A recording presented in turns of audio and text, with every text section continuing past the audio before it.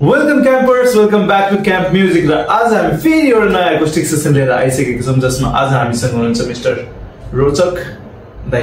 अलिकति आफ्नो बारेमा भनिदिनु त। मेरो नाम Rochak. Thank you guys for having me.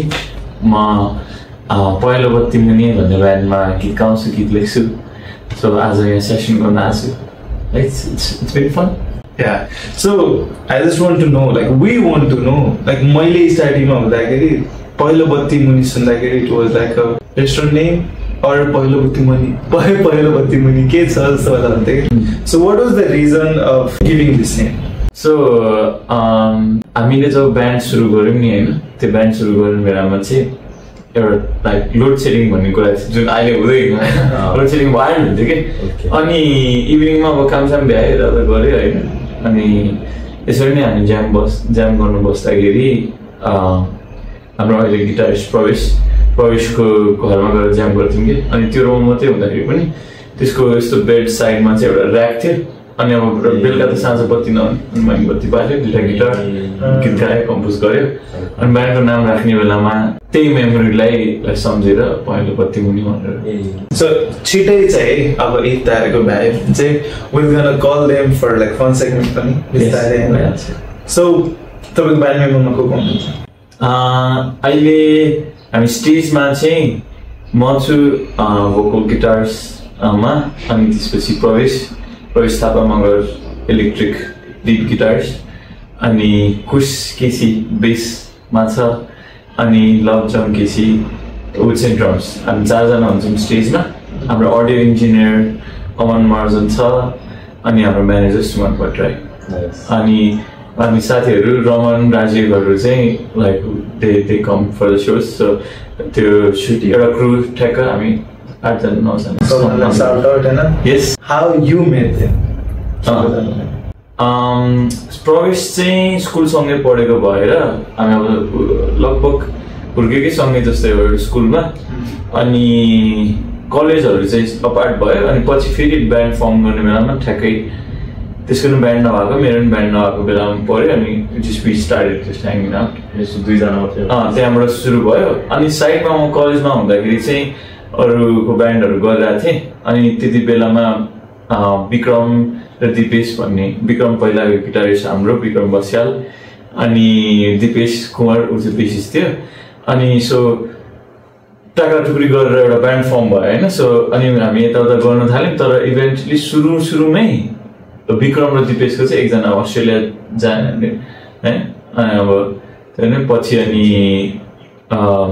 एउटा गाना सकाएपछि चाहिँ लभ र कुश चाहिँ ट्विन्स हो कि खास है। उनीहरू चाहिँ अब एउटै घरमा बेसिस र ड्रमर भेट्यो, हामीलाई लट्री लाए जस्तो भयो होइन बेसिकली। अनि सो अनि त्यहाँबाट चाहिँ अहिलेको लाइनअप चाहिँ स्टेडी छ। सो जति पनि अपकमिङ आर्टिस्टहरू आउँदै हुनुहुन्छ उहाँहरूको लागि लाइक हुन्छ नि तपाईँको स्ट्रगल सायद महत्त्वपूर्ण हुन सक्छ। के भन्न चाहनुहुन्छ आफ्नै स्ट्रगलको बारेमा? स्ट्रगल यस्तो हुन्छ। मैले जानेको बुझेको चाहिँ के हो भने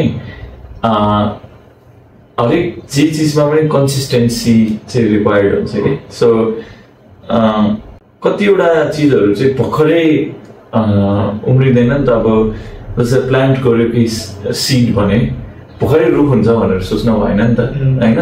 तर हिम्मत पनि हान्नु भएन होइन। बिस्तारै बिस्तारै टुसा पलाउँछ, त्यसपछि फुल आउँछ, त्यसपछि हुन्छ नि बल्ल छारिदिन्छ नि त्यसले। सो त्यही हो प्रोसेस, हरेक चिजको प्रोसेस त्यही हो। म्युजिकको प्रोसेस पनि त्यही नै हो। फर्स्ट कुरा आफ्नो मनलाई सोध्ने हो, ठिक छ छैन मैले गरिरहेको चिजहरू, अनि आफूलाई ठिक लाग्दै जान्छ भने गर्दै जाने। How to balance everything in life that is a struggle sometimes, but consistency भयो भने हुन्छ। सो आज चाहिँ हामी कुन गीत गाउने भइरहेको छौँ? आज हामी यो अलि रिसेन्ट एल्बम हाम्रो राको रमिता भन्ने एल्बम छ, सेकेन्ड स्टुडियो एल्बम हाम्रो। अनि त्यसबाट र क्षितिजदेखि क्षितिजसम्म भन्ने गाना। क्षितिजदेखि क्षितिजसम्मको बिहाइन्ड द स्टोरी चाहिँ के थियो त, like writing and all? So मेरो चाहिँ लाइफ चाहिँ त्यो धेरैवटा त्यो हुन्छ नि उतार चढाव अप्स एन्ड डाउन होइन, सबैको लाइफमा हुन्छ। तर मलाई आफूलाई पनि त्यस्तै फिल हुन्छ, कहाँबाट कहाँ पुगेको जस्तो फिल हुन्छ कि होइन। अनि त्यो मोमेन्ट्सहरुमा धेरै जसो ठाउँहरुमा चाहिँ आफूलाई माया गर्ने मान्छेहरु आफ्नो साथीहरु आफ्नो फ्यामिलीदेखि लिएर सबैजनाले कुनै न कुनै रोलमा त्यो जर्नीमा हेल्प गरेछ हुन्छ नि सँगै हिँडेर होस् वा हुन्छ नि सपोर्ट दिएर होस् जसरी हुन्छ अनि यो गीत पनि त्यो क्षितिज त्यो होराइजनदेखि यो होराइजनसम्म आइपुग्दाखेरि कहाँदेखि कहाँसम्म आज जस्तो त्यो जुन फिलिङ छ नि त्यो फिलिङलाई इन्क्याप्सुलेट गर्न खोजेको के अब लाइफ भनेको यो सम्झनाहरूको एउटा पुल्टो त हो हैन अनि त्यसलाई समातेर यो गीतमा ठ्याक्क हालेको मान्छे So without wasting any time guys अब चाहिँ हामी गीत सुनौँ है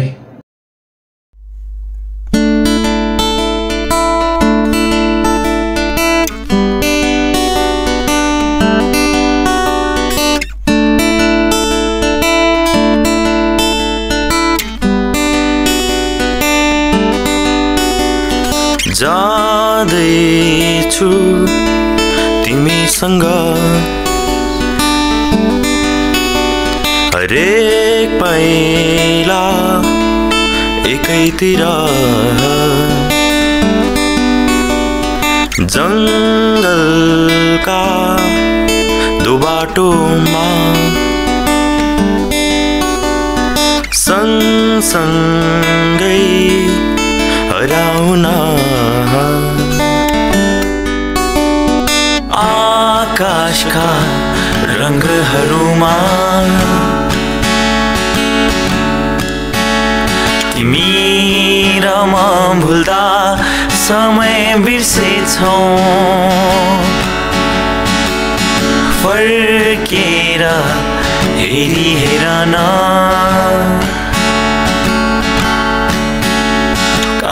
कहाँदेखि कहाँ पुगेछौ हामी थाहै नपाई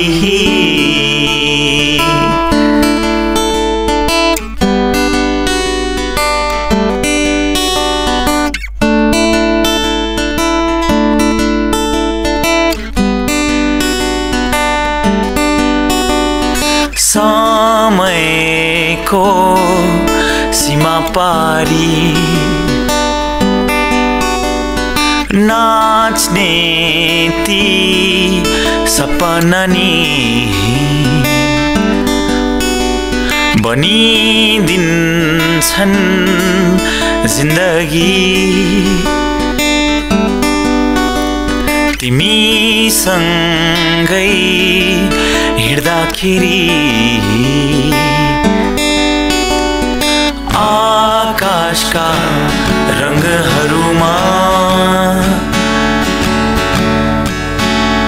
तिमी र म भुल्दा समय बिर्सेछौ फर्केर हेरी हेरन कहाँदेखि कहाँ पुगेछौ हामी थाहै नपाई